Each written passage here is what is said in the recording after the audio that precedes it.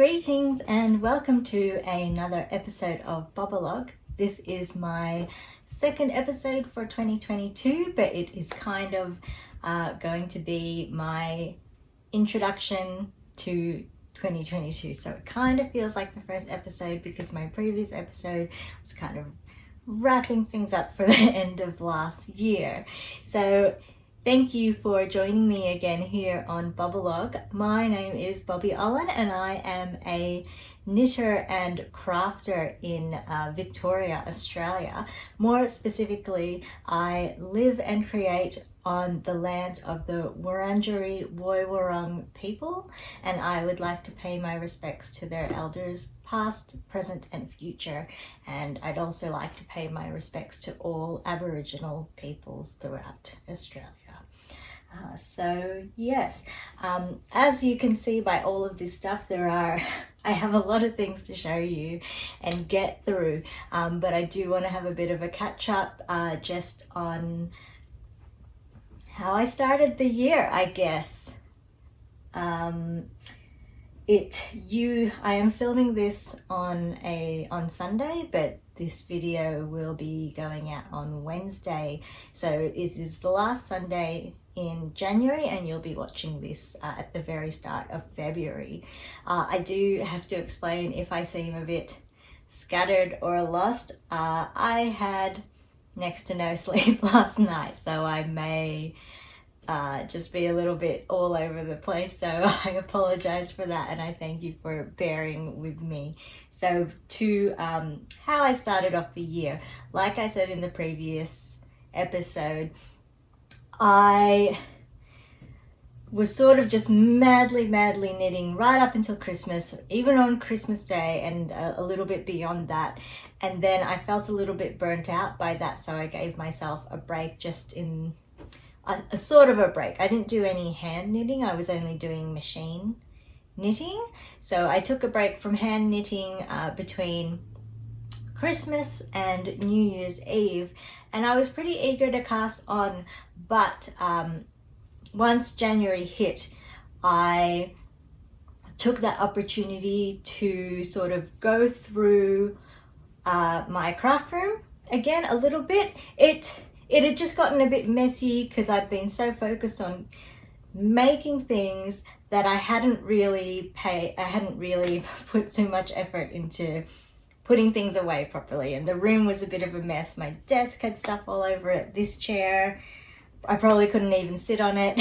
So I was doing a lot of my knitting downstairs on the couch anyway.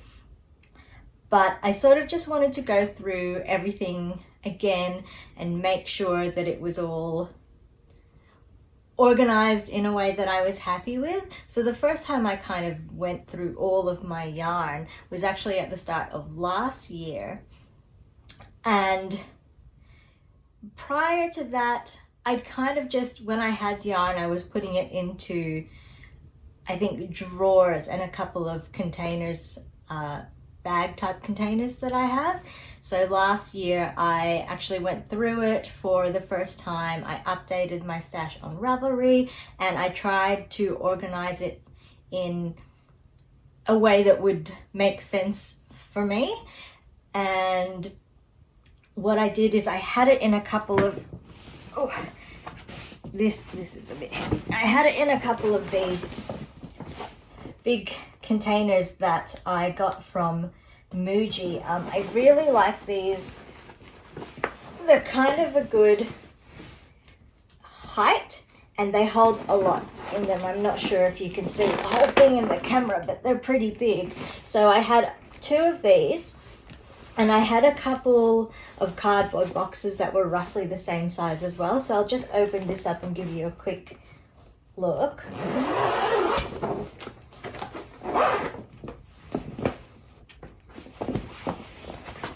So the top of it does unzip most of the way open, and there's just this little corner here that doesn't unzip and stays connected. These bags I think are really great because, I mean, these these are the giant balls that come from Bendigo Woolen Mills. They're 200 grams and they're really big, and they're just a bit shorter than the height of this bag. I have another one as well, and last year I had sock yarns in here, and the height was kind of perfect for them to just be standing up and you'd see the top of it, and they fit really comfortably like that. So that's where I had sock yarns last year. In my reorganizing this year, I have them in different bags. So these, the two bags of this that I've got, let me just close it up.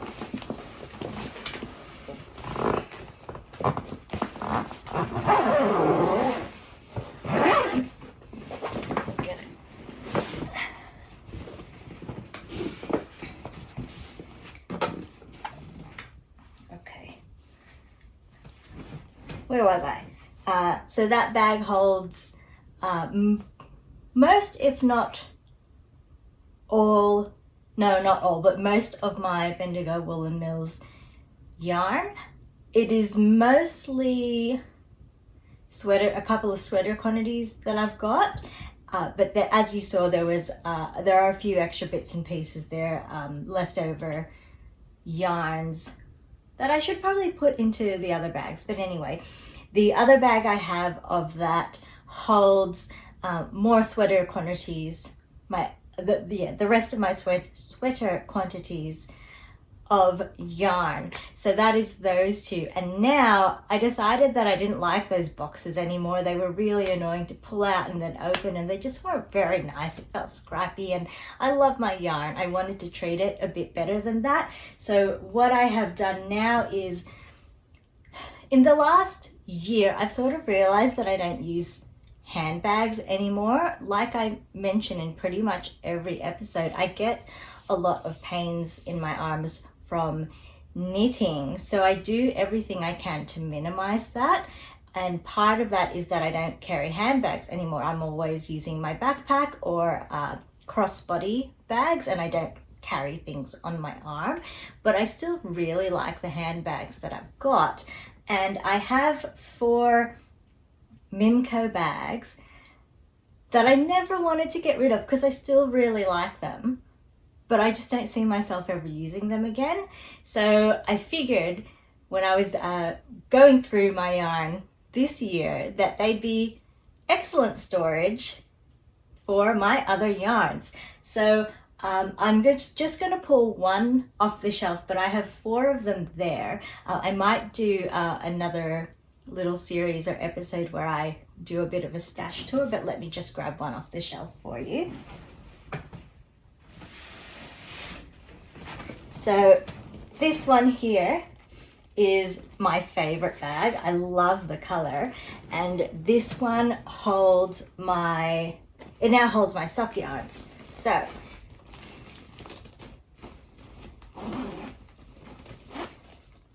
this bag, I do just have a cloth sitting at the top just to make sure that nothing snags in the zip.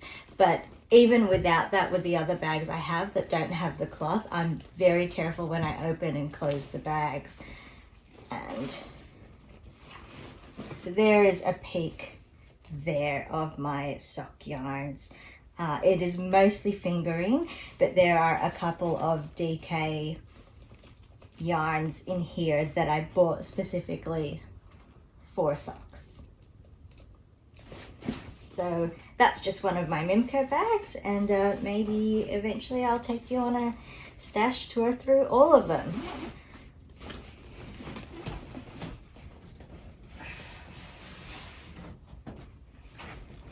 So yarn was really the main thing that I wanted to go through and reorganize here.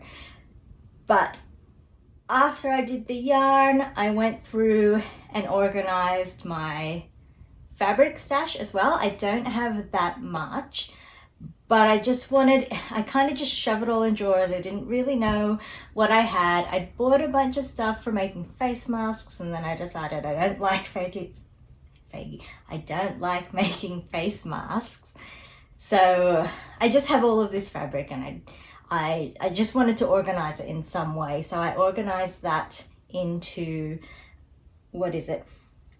Plain woven, printed woven, stretch or knit or whatever you call that kind of fabric, jersey, and what's the fourth? I have 4 drawers. And I have, so I've got 4 drawers in the cupboard there that's all in now, and one of the drawers has fat quarters and remnants.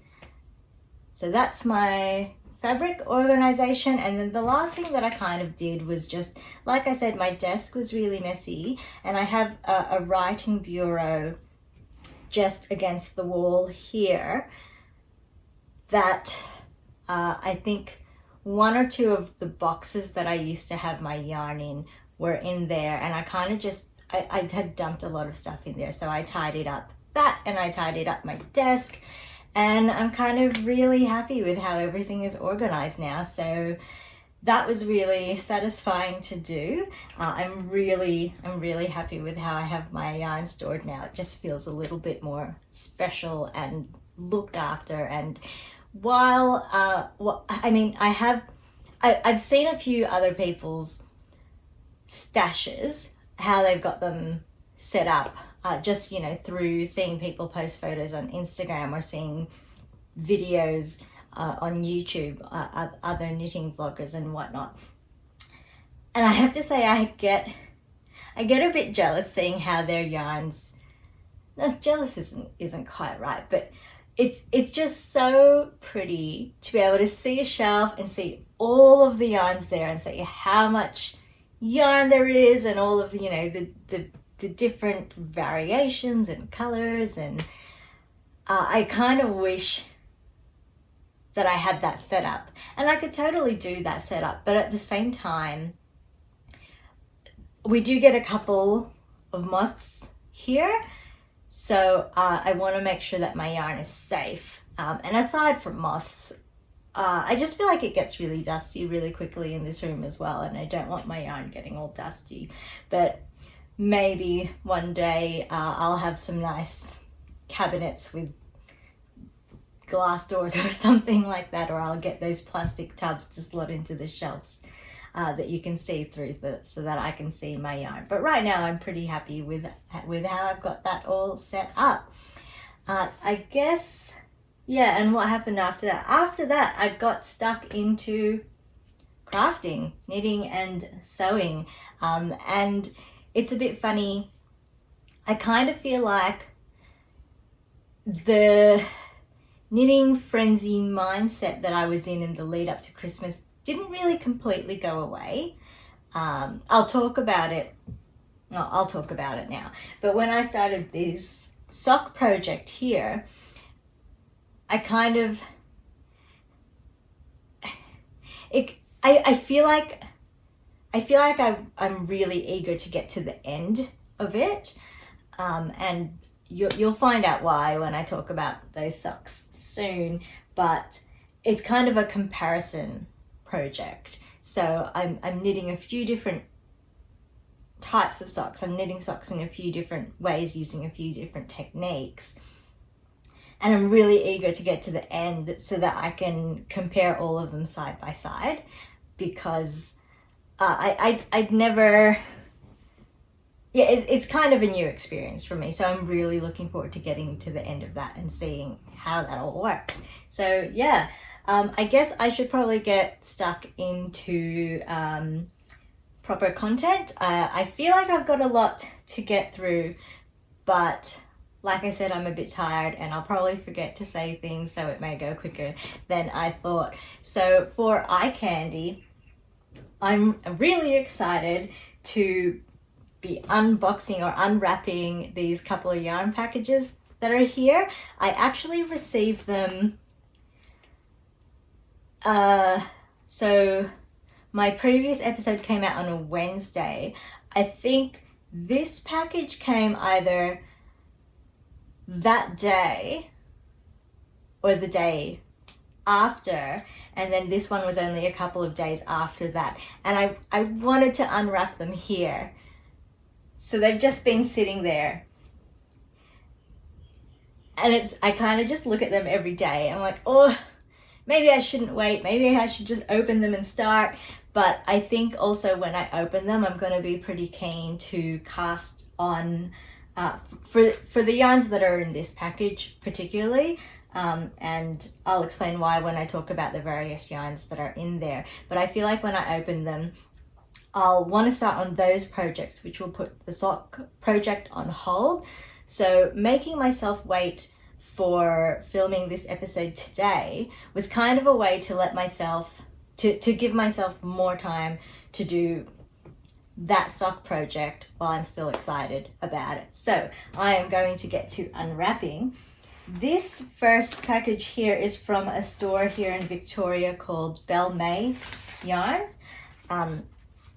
I have purchased yarn from them once before. Yeah, I'm pretty sure it was just the one time before. They don't have a physical store that you can go to, or at least the last time I looked, they didn't.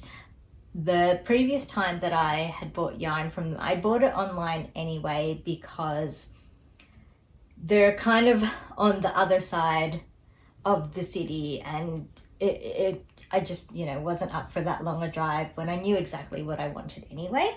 So there is this cute little clip there that I can use as a stitch marker.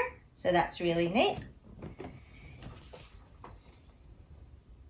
So just a card there. Probably won't be hanging on to that one. This is, Dear Bobby, thank you so much. May 2022 be a crafty one for you. Enjoy. So just a nice little handwritten note there. That's always lovely to receive. This, I'm pretty sure I only bought yarn, so this must be a little gift from them. Let's find out.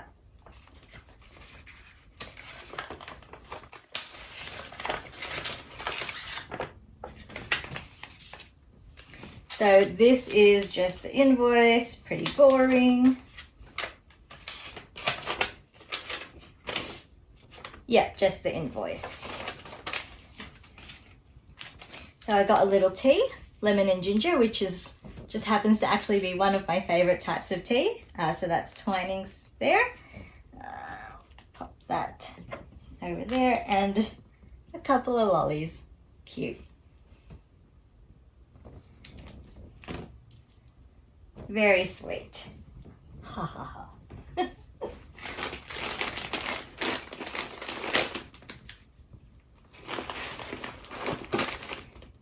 I'm gonna try not to talk while I'm doing the actual unwrapping, because I know that that comes through really loud on the mic, and I do my best to adjust those audio levels when I go through the editing so that it's not super loud for you. So just explaining why I'm just being silent for now.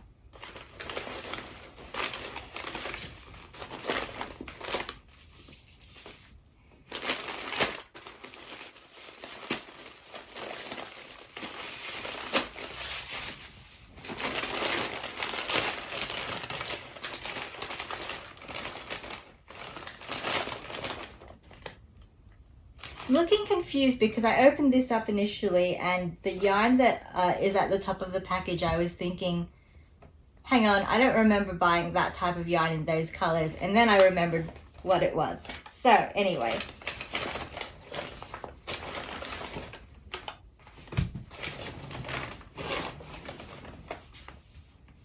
I'm just going to pull everything out so that I can get rid of this paper bag so I don't actually accidentally rustle it while I'm showing things to you. Oops.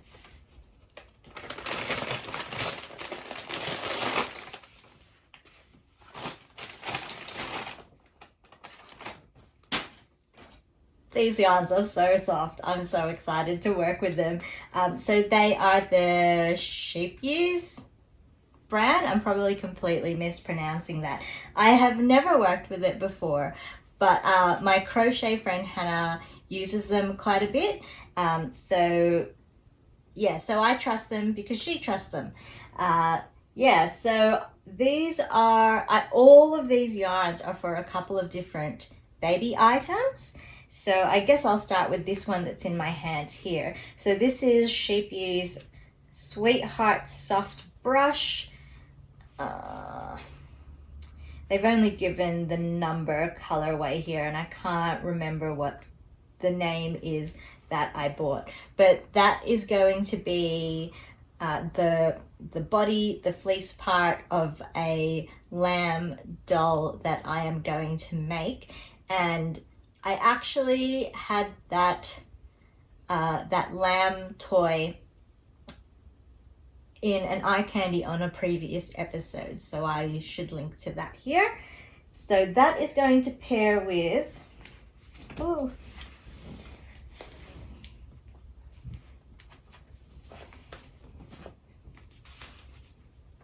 that's going to pair with this one here. It's a bit pinker actually than I had expected when I was looking online. I wish I would have preferred something that was paler and maybe a bit on the creamier side, but I think it'll still be cute. We'll find out. That is going to be the lamb's, I think it's feet, inside of the ears and face. So hopefully that'll come out really cute. I think they go together.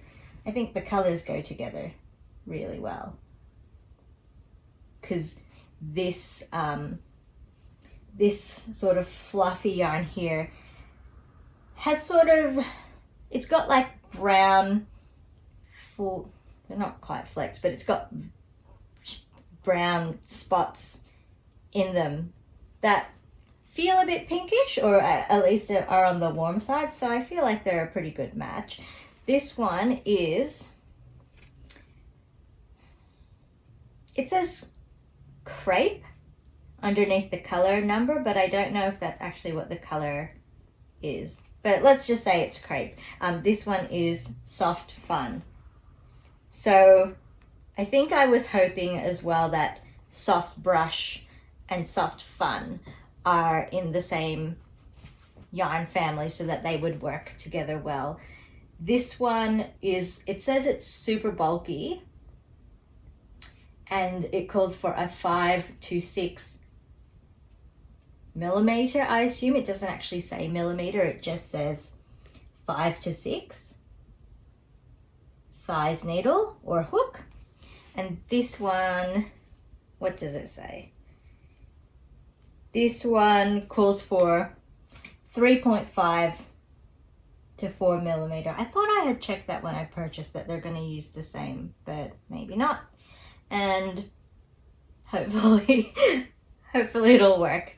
I'm happier to go down a needle size with this, I think, and just knit it at a firmer gauge just to make sure it doesn't lose shape and none of the stuffing falls out or any of that kind of stuff. So yeah, based on the yardage or the meterage in the pattern, this may just be enough. I'll have plenty of this, but this may just be enough. So I'm going to be playing yarn chicken with that one, and I'm going to be bad and I'm not going to swatch. I think I'm just going to go for it. So that's that one there, going towards the Baby Lamb by Lorraine Pistorio? Not sure. Anyway, that's that one. This one I'm kind of really, I'm excited about everything. I feel like I'm going to say I'm really excited about it for all of them. But this one, so these two lovely gradient colorways are the Scheepjes Whirl Fine Art. So each colorway in this series is named after and is based on an artist, a famous artist. So this one is, oh gosh, it doesn't actually say. Oh, it does, pop art. So this one is pop art. And the brilliant thing about this is it actually pairs with the Scheepjes Merino Soft, which is solid colors. And when you're buying this, they tell you which Merino Soft color is the outside of it and which Merino soft color is the inside of it. So not all of them have an outside and an inside color match. So this one in particular, this pop art, only had a match for the outer color. So I got 2 extra of that. So you can see that that matches there. And I wonder how they do, I mean, because they can't be dyed together, so I guess it'll be interesting to see how, you know, any color variation works with those. But so 2 extra balls in the Merino soft, just to make sure that I have enough yardage. I'm just going to put the little ones down. And then this one here, this lovely blue, I love that dark blue in the middle, is called Classicism. And this one does actually have, turn it right way around, it does actually have a matching inside and an outside color. So the outside color is Pissarro there, and then the inside color is, I think it's wood. Yes, it's wood, which is such a strange name for a blue yarn, but it's wood. And then I have to remind myself, no, it's not wood as in a tree. It's the name of an artist, I assume. I don't know my art. Let's see. So that should be a match for that inner color there, and then that outer color. So it doesn't look like a lot of yarn. It doesn't look like that much yarn, but all of this is going towards a blanket, a baby blanket that, oopsies, oh my goodness, what am I doing? That I have also featured in a previous eye candy last year, so I'll link to that as well.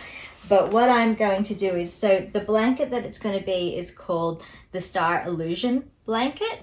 I haven't done illusion knitting, or I think it's also called shadow knitting before, where it's knits and pearls. I guess it's garter, but it's done in a way, like the colors are put together in a way so that if you're looking at it front on, you're not supposed to see the image, or you're not really, it's not meant to be really clear. And then if you look at it from an angle, then you see what the image is. So this pattern is stars just on a background. And so how I'm going to do it is one on one, I'm going to start with the pale. I feel like I'm explaining this really badly. Basically, I'm going to reverse the gradients. So the yellow, so the start of the blanket, for example, I'll start the yellow using the pale color, and I'll start with the blue using the dark color. And then, you know, as the blanket goes on, they'll reverse. And hopefully the bit in the middle where the mid brown and the mid blue come together, hopefully there's still enough variation there so that the image doesn't disappear. So we'll see how that goes, but I'm really excited to do that. I've just realized I haven't said what any of these yarns are made out of, so let me just grab these other ones again. Ooh.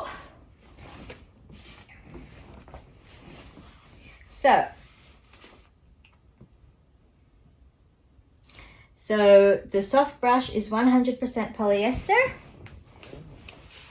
The soft fun, I will assume it's, oh no, it's not, it's actually not the same. So that one is 60% cotton and 40% acrylic. Baby friendly, all baby friendly.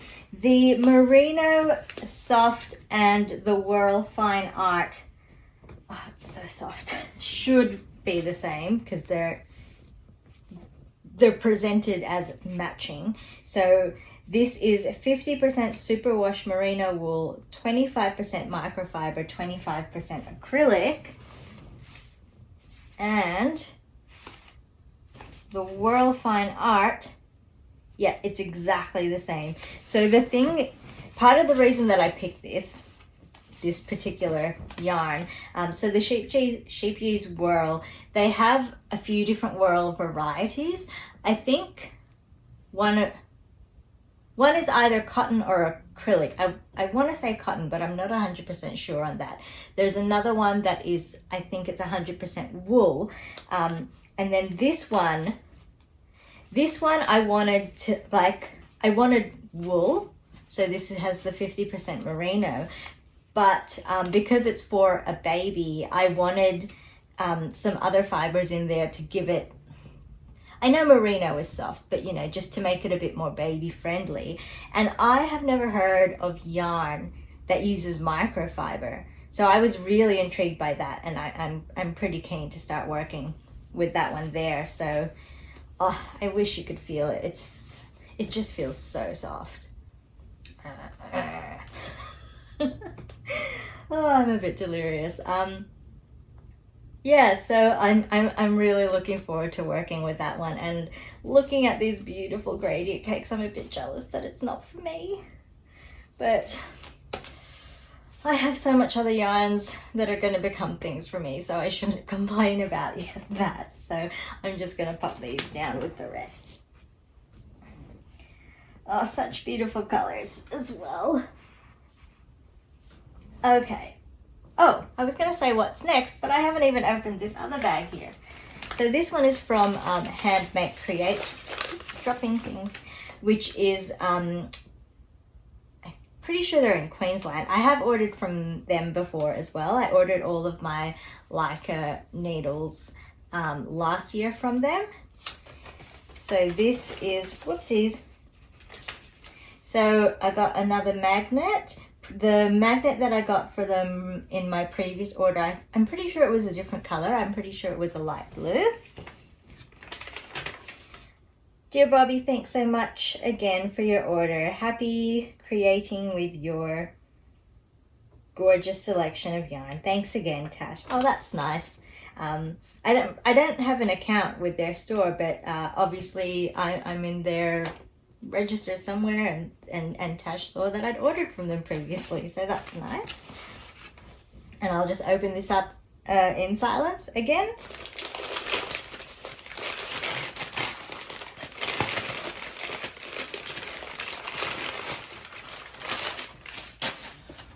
Okay, so in my previous episode, I showed a scarf that I had machine knit in, I believe it was an extra fine merino yarn in a fingering weight, and that is for my sister's fiance.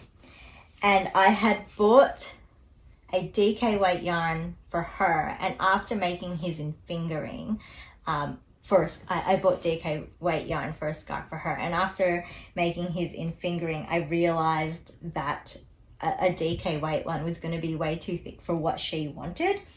So I went online shopping again, and I found this yarn here, which is Blue Monday yarn, and I was really excited because she had originally asked me for cashmere, but all of the cashmere that I could find was just way too expensive, and the scarf would have been like $300 worth of yarn. I just thought that was a bit extreme, so I bought her another yarn in alpaca. But then this one here does have cashmere content, and it was affordable. So it is 70% baby alpaca, 20% cashmere, and 10% silk. And again, it is just lovely. I've got 3 skeins here. I hope that color comes through.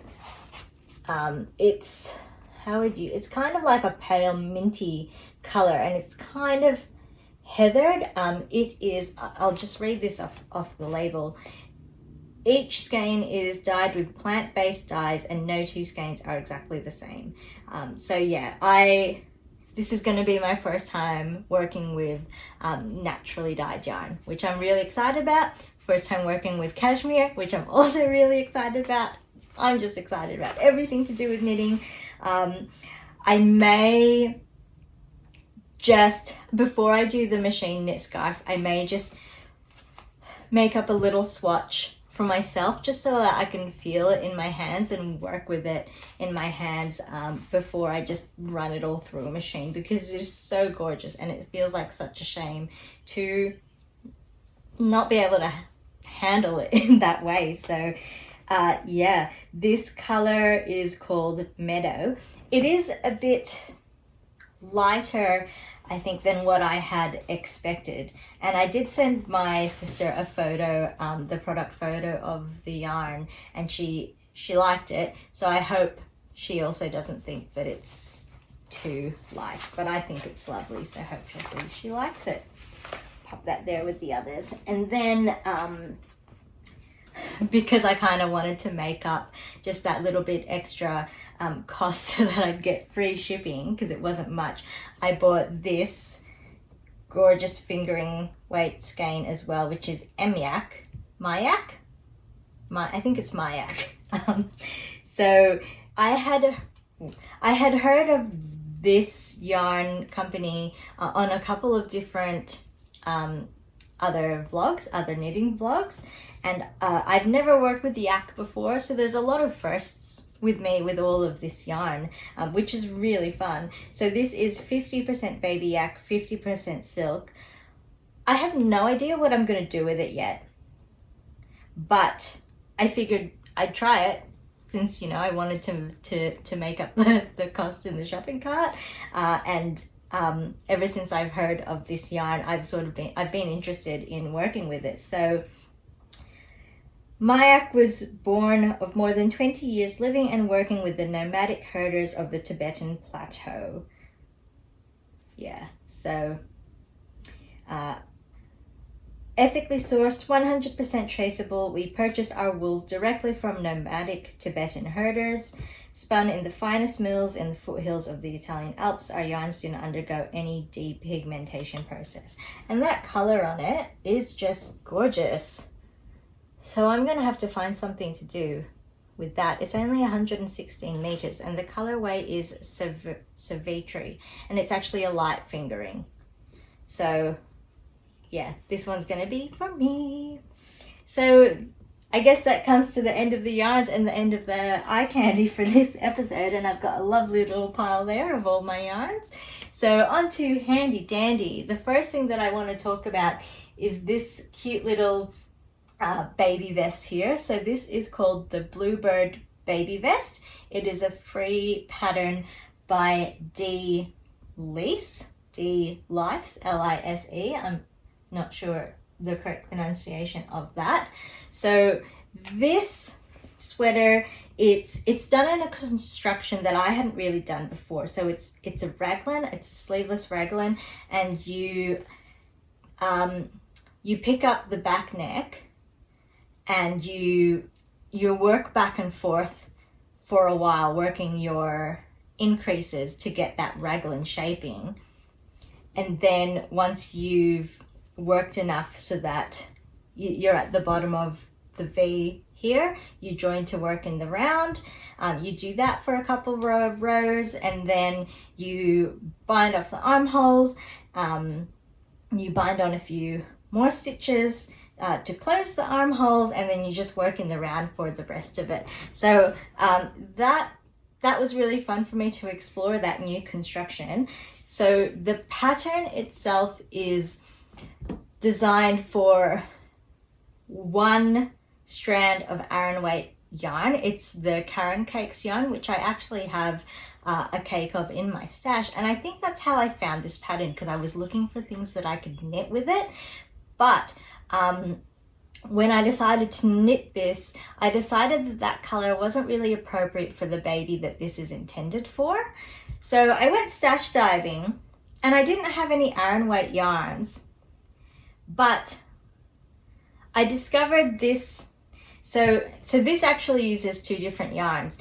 One is a navy blue solid, which is a DK weight merino, and the other one is an acrylic mohair yarn. So the merino, which is 4 Seasons superwash merino, I got it from Spotlight, which is one of our big box craft stores here in Australia. That, I'm pretty sure it's discontinued. So 4 Seasons is still around and they're still doing other yarns, and there's another one I've actually got my eye on. So, but I bought a lot of this superwash merino a long time ago, and I've made a few different projects with it. So that merino yarn I've actually held doubled. So I've got 2 strands of merino and 1 strand of the mohair to make this. So it's, again, more firsts for me. It's the first time I've worked with yarn held tripled. It's the first time I've done that type of construction, and it is the first time I have done marled knitting. So, and I love it. It's lovely. I can't wait to do more. I want to find more reasons to do it. It's so pretty. But the thing is, because I'm holding 2 strands of DK weight together, it is a bit denser than I would have liked, but I couldn't be bothered recalculating all of the numbers, because it was working out in a way so that if I got gauge, I couldn't just knit a different size to get the right size that I want. It just wasn't going to work out that way. So I knit it to the 3-month-old size. I think the pattern calls for 17 stitches in 10 centimeters, and I got 16. So I figured it's not that much, it's not that big a deal. If it's, going to be a bit bigger, that just means it's more likely, hopefully, that the baby's going to be able to wear it. But I did do a swatch, and I threw it in the washing machine because, it's superwash yarn. The mohair isn't superwash, so I just wanted to make sure that that would work being chucked in a sewing machine. And it was totally fine. The mohair didn't pull in or felt, or I don't know what it could have done, but it didn't do anything harmful. And in fact, the fabric came out pretty nice and loose and drapey. So this one here, when I blocked it, I didn't put it in the washing machine. I just blocked it as I normally do. I soaked it, rolled it up in a towel, popped it onto blocking mats, and it hasn't, it's stretchy. It's not as stiff as it was before I blocked it, but I think it should definitely loosen up a bit more if it gets chucked in the washing machine. So I'll mention that to my friend when I gift this to her. Let's see. I think it is also the first time that I have done a rolled hem. So obviously that's just stockinette stitch, and it does its own thing. So yeah, that's the Bluebird baby vest. The last thing that I will say about this is I used this project as the sort of test project for a new series that I've put out. So the first video actually went online this morning, Sunday, which will be a few days ago if you're watching when this video comes out on Wednesday. So that video series is called Knit, Tink, Knit, Repeat, which is a bit of a mouthful to say, but I feel like every single project that I do, I always have to do some tinking back. Nothing is ever perfect. Nothing is ever right the first time. There's always some error, something that's gone wrong that I have to rip out and re-knit. So, which is why I've called that name, and I think it's kind of fun. But funnily enough, this here didn't need any tinking. So the first episode of Knit, Tink, Knit, Repeat is just knit. But I'm sure every other video will have tinking. This is also a smaller project than probably everything else that is going to go on that channel. So on that playlist. So the main idea for that playlist is that I want to show my knitting from start to finish for a particular project. So the very start of it, I give some notes on the patterns. I show, you know, all of the things that I do to prepare and set up, and then it goes into a time lapse of me just knitting the thing.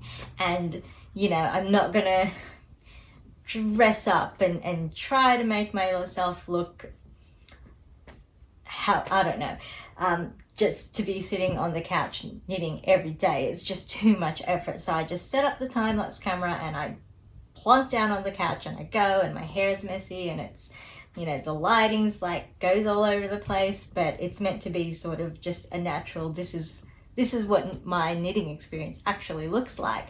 So I hope that you find that enjoyable. It's kind of my sort of tagline for it is that it's slow knitting at high speed. I want to call it slow TV. There's no talking, there's no music, it's just sort of ambience, and I just want it to sort of be something that can be something that you can have running in the background if you just want company while you're knitting, that type of video. But I feel like I can't call it slow TV because it's a time lapse, it's completely sped up. So yes, that one took me about 6.5 hours to knit, and the video is just over half an hour. So if I'm knitting a sweater for myself, I think that's going to have to be multiple episodes, otherwise the video is going to be 10 times as long.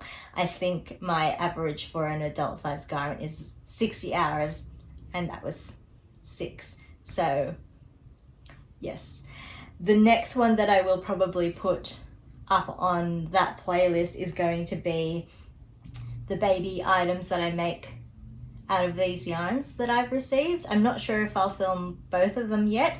Not every project that I'm going to do will be on that playlist. I'm just going to select specific ones. But I think I do want to put both of those on, but we'll see how that goes. So yeah, so I guess that's all that I have to say for the Bluebird baby vest. Moving on, the next pattern that I have been working on is called the August Sock Knit Along. It is called that because Roxanne Richardson, who put it together and has her own YouTube channel and is fantastic, I think she's great. She put this pattern out as a knit along in August of 2019, I believe. So the pattern, it's one of those ones where it's a recipe. It's more like a little book, a little booklet really. It talks about like traditional sort of like how I'm tired and I'm like losing my words, but sock construction, that's what I'm trying to say. It talks about basic sock construction, and then how the different fit issues that people have and the different things that you can do to make a sock that actually fits you. So when it comes to socks, you pretty much just follow the pattern. The one time that I tried to insert my own heel, I used a heel that I had never used before, and it was a disaster. The sock came out way too long, and I never tried to do that again. So this one,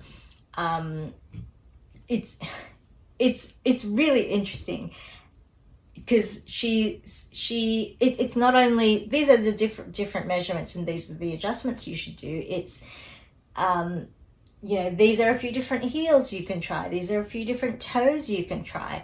So I've come up with 5 versions that I want to do, and these are the 3 that I have done so far. I'm still working on the second sock for this third one here. So they're all slightly different. These, I should also say, are for my partner. They're not for me. So I probably should have done it for myself so that I could try them on as I go, but I kind of want to finish all 5 and then give them to him all at once and be like, all right, you've got to like tell me what you like and what you don't like and what fits good and what doesn't, and he'll probably just be like, yeah, they're all good.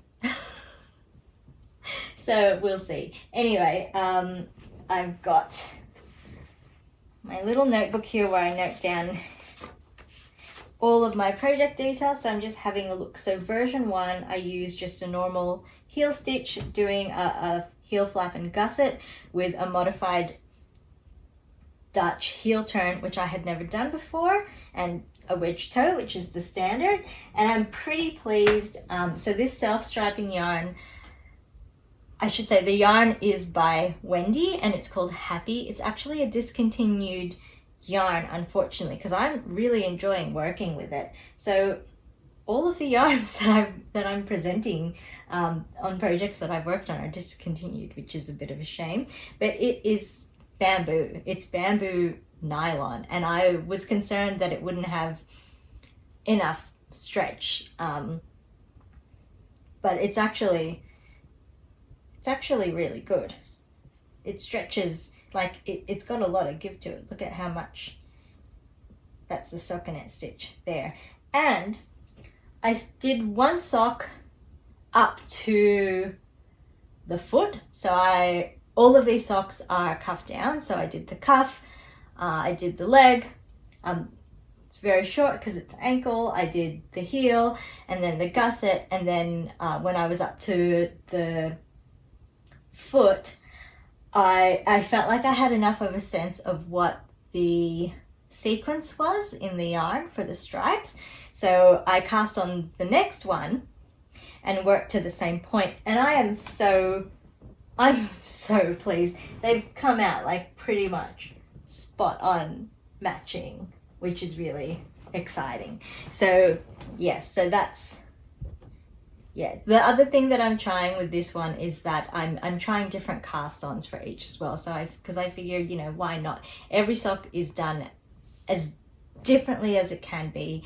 I'll try different stretchy cast on to actually see what I like best for doing socks. So this one is, I'm gonna have to look it up in my trusty notebook. This one is the German twisted cast on, which is what I normally do for my socks. Yeah. So what else do I want to say about this one? I don't want to go into too much detail yet. I might do a more in-depth look once all of the socks are done. So that is the first one there. This colorway is called Taurus. So this yarn, they had colorways in all of the different astrology signs. I got this from a local yarn store here in Victoria, and they didn't have all of them. And I kind of just picked colors that I like. I wasn't paying attention to what the colorways were called. So they've been in my stash for quite a while. And I quite like them. Like I said, it's a shame that they're discontinued. Yeah, so that's that. My partner has a really tall heel. I was actually thinking that when I first started going through the PDF for the August sock cal and doing all of the measurements, I thought that maybe my partner would have a pretty standard foot, because I've knit him a few different socks in the past and he's always said that they all fit really well. He's never mentioned any fit issues before, so I thought I didn't think I'd have much to do, but I still wanted to know. So it was really interesting to find out that he had quite a few fit things, I don't know what you call them, that are sort of different from the standard. So he has a tall heel, and his foot is knit at a bigger circumference than his ankle. So I'm really hoping that he can feel the difference when he starts wearing these socks. So yes, so this one is the Taurus colorway. These are also my first vanilla socks, or first for me, yay! So yeah, the other thing I should mention is I only have one set of the correct size sock blocker for him, which is why this one here and this one here look a bit loose there, and that's because this sock here is taking up the correct size sock blocker, and these are on the smaller size. So this second one that I'm holding here, the colorway isn't actually part of that astrology series. This one is called Zebra, and it's really, I found it really interesting working this up to see how the pattern came out. So you can see that in this leg bit here, it's really more striped. You get kind of that sense of the sort of slanting, I don't know how you describe that. You get a bit of a sense of like the slanting grays in there, but it's really kind of striped. And then once we get down to the leg, it really is giving more of that zebra effect. I think this one here is showing it more. I guess the only thing about this colorway is, while I think it looks really cool, it does bother me a little bit that they've come out so differently. I mean, they're still obviously matching socks, but they've just worked out with quite different patterns, and I wish they were the same, but I'm still really pleased with them. This one is, I believe, the Estonian cast on. Let me check. Yeah, so this one I used the Estonian cast on. It's the Eye of Partridge heel flap, a round, yeah, just a round heel turn, and then this one has a round toe. So if you can see there, I'm not really sure if you can tell, but it's worked like a beanie, like the top of a hat, where the decreases are evenly spaced out and not just along one or two sides, I should say. And I quite like that. So hopefully that fits him well, and I can keep doing that type of toe. Was there something else that I wanted to say about this one? Oh yes, that's right. So with this one, I tried another technique that Roxanne Richardson has a video for. It's not part of this sock thing, but it's a video on improving, or it's a technique on improving the transition between from ribbing to stockinette. So you can't actually tell, you can't actually see it in this one, unfortunately. It uses knit one below, but you can't tell. So I'm going to have to try it in one of the other socks. So yes, I did try. So in that video, she presents two different ways of getting that a better transition, and one uses knit one below, and the other one uses slip stitches, which I used here, and I feel like you can see it better, but I'm not sure if that's going to come up on camera.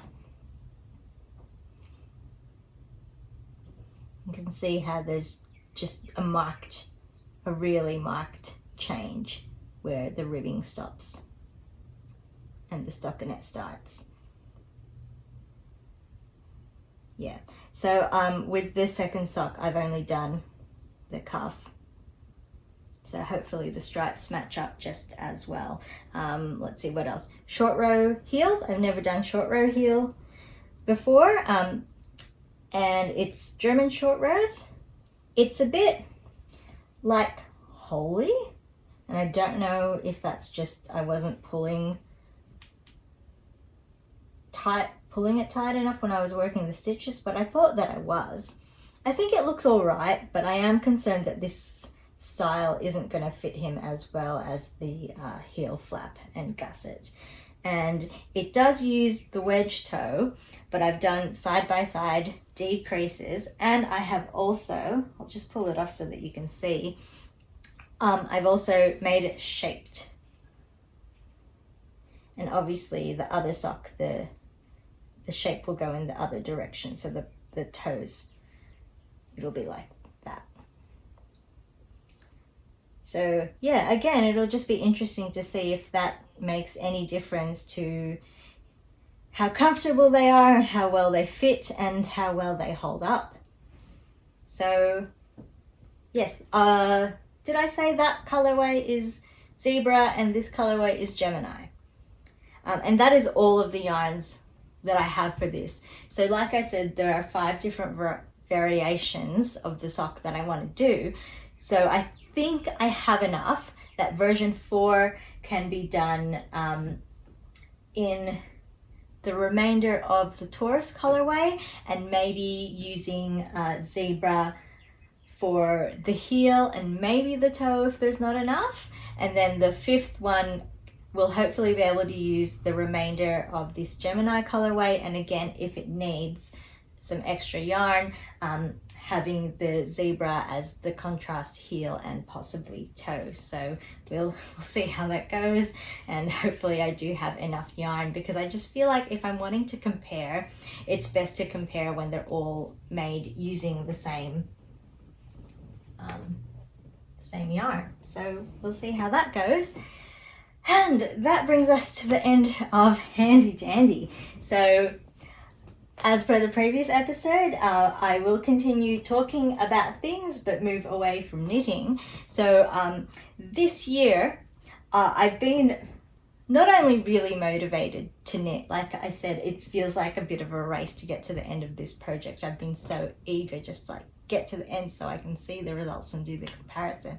I have also been a lot more motivated to do other crafts, which I'm really excited about, and I don't know how much of that is because of this new segment in this video, which I came up with to sort of try to push myself and give myself a reason to do crafts other than knitting, because I want to do them, but I give all of my time to knitting.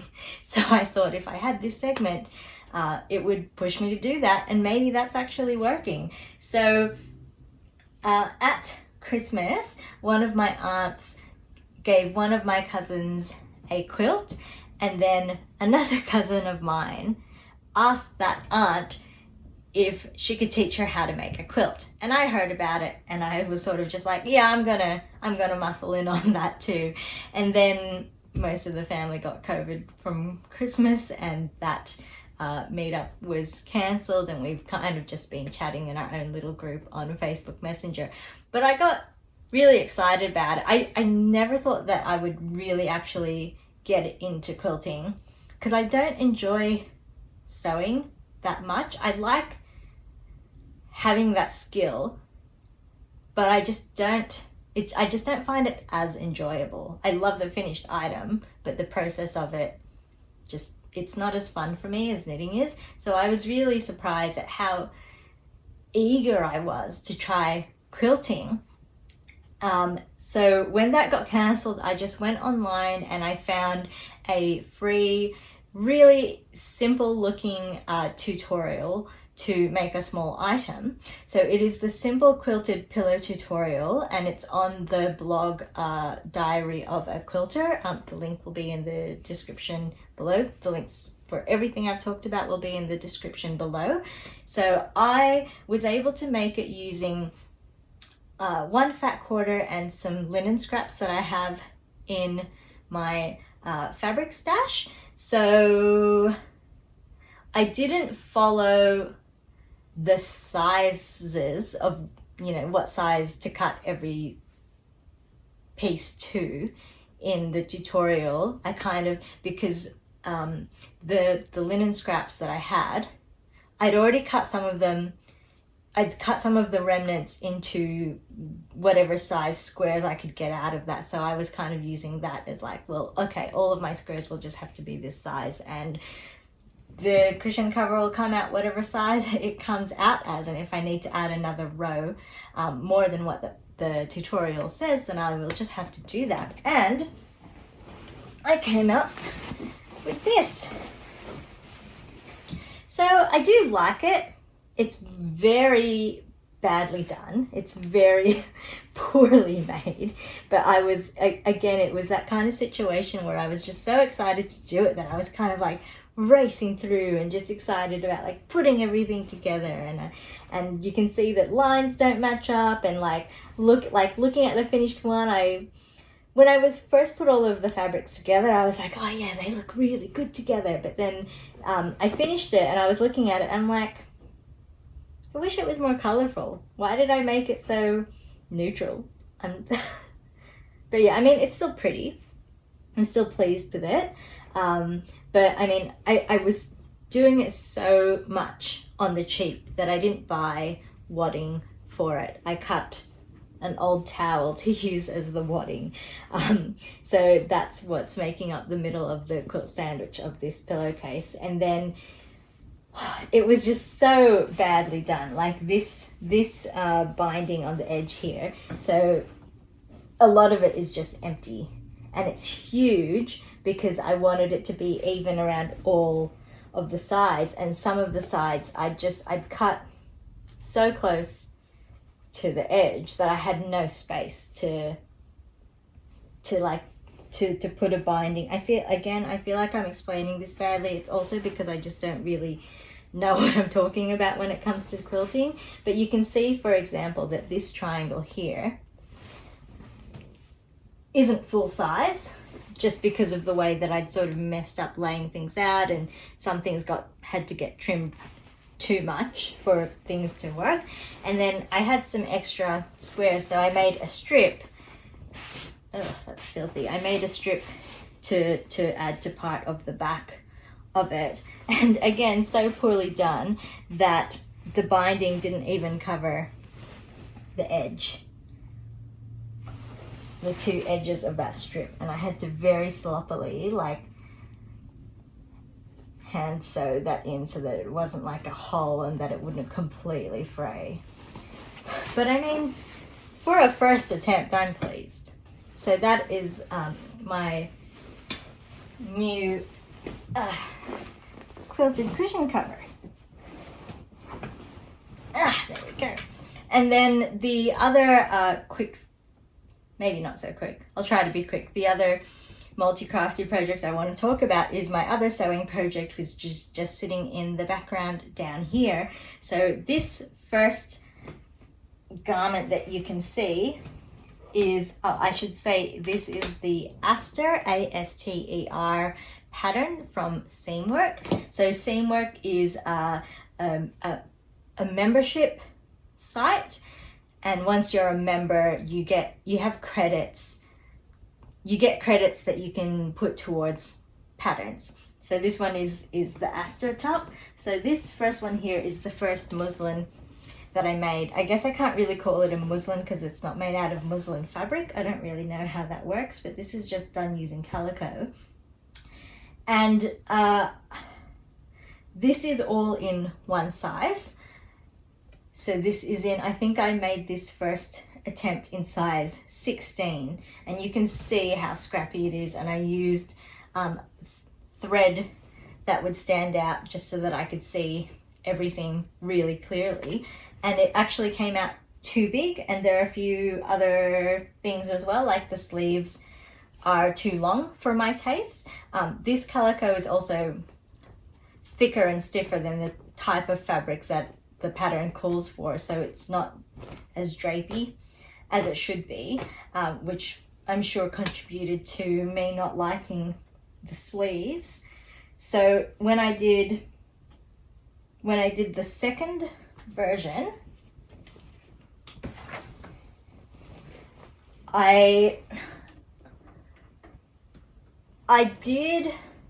so first of all, I brought this first one to work, and at lunchtime, I went into a meeting room with one of my work colleagues, Meg. She's an excellent sewer, and she does a lot of sewing, and she's just brilliant. And I tried this on for her, and you know, we talked it through, and she gave me some bits of advice. So with this second one here, it fits much better. What does it do? I think it does something like the bottom half of it is still size 16, but the top half of it is size 14, and that fit me so much better. I did make this a couple of years ago, and I have lost weight since then, but I didn't want to make another one, so I'm making the final version just in this size, and if it's a bit loose, then I don't see a problem with having an oversized top.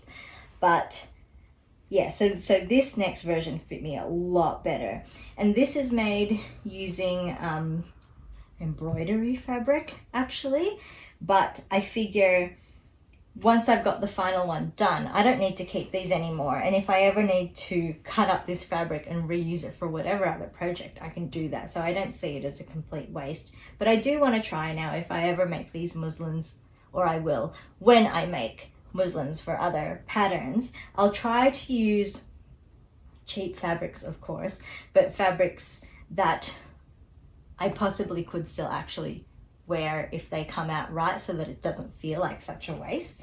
So yeah, so it's got this nice little pleat detail in the back here, and it's got some bias binding around the neckline, and I like the shape and the look of this top. So now that I have shown you the two toiles, let me pull out.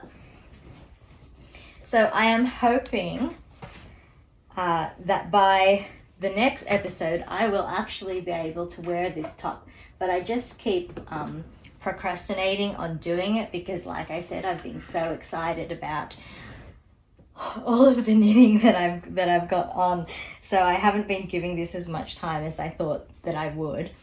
But that is it there. So this fabric is actually destashed fabric from the same Meg who helped me with the pattern. And I've said before I'm not really into pinks, but I think that's quite pretty and I hope it looks good on me. It's working out pretty well, considering I don't remember anything from when I first made it. The other great thing about some of the seam work patterns is they have sew-alongs online, so they kind of go through step by step and give tips on like how to do every single step of it and take you through it. And it's not just here's the pattern, go, like, and then basic instructions to make it. It actually goes through in quite a bit of detail how to make it properly. So yeah, that's the Aster top. Hang that back there. Yeah, I will be excited to get that one done.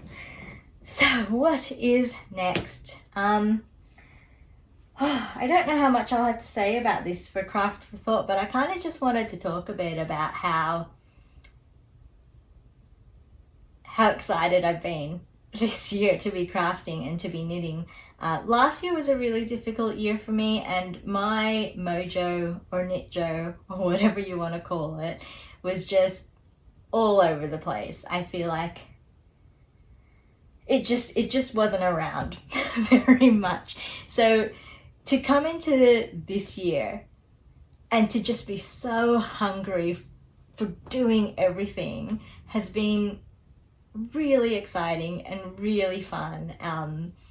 It may also be contributing to why I am not sleeping very well, which isn't great.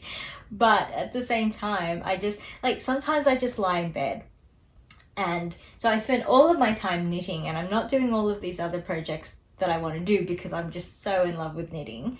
And there's nothing wrong with that, of course. But then I get into bed and I'm trying to sleep and I'm just like, okay, so this other thing that I make, I've got to do this, and then I've got to do this. I've got to cut the fabric in this way, and then once I've cut it, the next step is to do this, and then it's this, and then it's that, and then I'll have to buy this for it, and do I have the materials to do this? And I like plan out like every step, and I'm just lying there in bed thinking about all of these other projects. And I'm sure that if I actually gave time to them, then I wouldn't have to be doing that and I'd sleep. But I still can't stay away from the knitting. So I mean, I've obviously been better about doing other crafts, but I still have to work on that balance a bit. So yeah, it's like I said, it's been really exciting to find that I have been really motivated this year. I know it's only been a month, but I feel like I just haven't had this level. Like, clearly I love knitting. Clearly I love making. I have always loved crafting, but I just don't want to be doing anything else. And that's not to say that sometimes, you know, I sit down and I'm like, I just can't be bothered, or I'm too tired today, or I just don't feel like doing that. That still definitely happens, but overall, like generally speaking, I just want to make all the things. And I don't know where that's coming from. Maybe I'm gonna say it's from doing this vlog, because I'm excited to have things to talk about and have things to share with everyone. So yeah, I just want to make all the things. I want to knit all the things. I don't want to sew all the things, but there are lots of things that I want to sew. I guess I really didn't have that much to say about it. I thought that I would, but I guess that I don't. It is what it is, and you don't really need to look any deeper than that. So I guess we'll just jump straight into stat chat. So looking at non-personal knitting things that I want to do, the things that keep me up at night, there are about 4 knitting patterns or stitch pattern ideas that I've had that I want to try designing or test out. I want to try designing a couple of garments, and I want to test out a couple of stitch pattern ideas that I've just come up with. And I'm including that as non-personal knitting, because they're not, it's just a different category. It's more about me designing and trying things out than me actually coming up with like a finished thing. So 4 of those. There are a couple of other sewing projects, a few other sewing projects that I want to do that are not garments. So there's a couple of project bags that I want to try making, that I've sort of had the idea for, that are a bit different to what you've seen out there. And then I also want to make myself some nice needle wallets for my circular needles and for my interchangeable needles. So that's another 4 ideas there. And then I have had 2 product ideas, kind of one, they're just 2 variations of the same type of thing.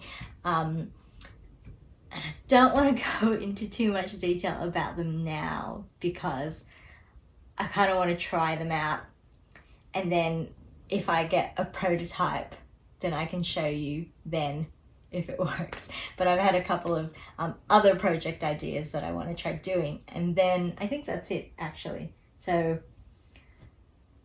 4 design / stitch pattern ideas, 4 little sewing project bag needle case ideas, and 2 product ideas that are still related to knitting. So that's 10 non-personal knitting ideas that I just have to give some time to and try.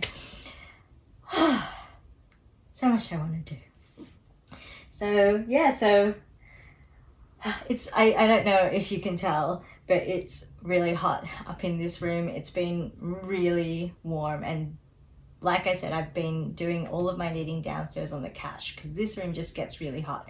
So I'm kind of glad to be getting to the end of this and wrapping things up, to be honest. So that brings us to Heartful of Craft, and I feel like I said it all already in Craft for Thought. Like I said, I'm tired. I guess I didn't plan this episode out as well as I thought that I had. So this is basically going to be the same as Craft for Thought, and that's just me saying that I am really grateful that my mojo has come back, and hopefully it sticks around, because it's been so much fun. Yeah, I guess that's all I have to say about that. I've blathered on about it enough. So yeah, that's it. Hopefully I'll have another finished sock, and we'll have started on one of those baby items when I come back to you in another 2 weeks. So thank you for joining me for another episode of me rambling on and not even knowing what I'm talking about half the time. So I really appreciate you coming along for the ride. Like I have mentioned, if you want more information or links to any of the things that I have talked about, any of the patterns or yarn stores or yarns, everything is linked in the YouTube description below. And included in those links is a link to my website for platypus knitting, which is, I'm still figuring out exactly how that works, but this year I'm trying to put up a transcript instead of writing a whole blog post talking about everything that I've just talked about. So show notes for Knit, Tink, Knit, Repeat, and transcripts for Bobolog on that platypus knitting website that is also linked below. This episode, maybe it was fine, but because I'm tired, it feels like it was such a mess. But if you like it, and I hope that you do, then please give me a thumbs up. I'd also love to hear from you if you think, if you have any feedback, or just, you know, what are you working on? If you're like me, and I'm sure like every other knitter in the world, that if knitting isn't your only craft, like what else do you like to do? How many different types of craft are you juggling? Mention that in the comments below. I'd love to hear from you. And if you haven't already done so, it would be great if you could subscribe to my channel as well, and turn on your notifications so that you hear every time another video comes out. So this series, this Bobolog vlog, I'm gonna try to stick to my fortnightly schedule, but Knit, Tink, Knit, Repeat, because that's project based, it's just going to be completely random. So if you want to be notified when those appear, please subscribe and turn on those notifications. You can also find me on Instagram at platypus knitting. On Ravelry, I'm under my own name, which is Bobby Olan, and again, links for those are in the description down below. And that's all I have to say for this episode. Thanks so much for joining me. Yeah, fare thee well.